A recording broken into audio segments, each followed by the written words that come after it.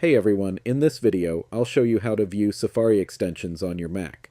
Safari extensions are small tools or add-ons that can add extra features to your browser, like ad blockers, password managers, grammar checkers, and much more. Let's get started. First, open Safari on your Mac. Once Safari is open, move your cursor to the top left corner of the screen and click on Safari in the menu bar. From the drop-down menu, click on Settings. On some versions of Mac OS, this may say Preferences. When the Settings window opens, look at the tabs across the top and click on Extensions. Here you'll now see all the Safari extensions currently installed on your Mac. On the left side, you'll see a list of your extensions. When you click on one, you'll be able to view more details about it, including its permissions and settings.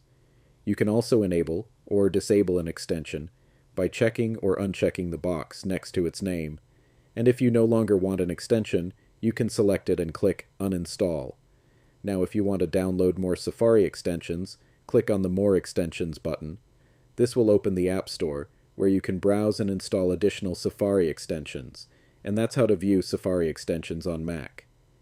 If this video helped you out, don't forget to leave a like and subscribe for more Mac tutorials.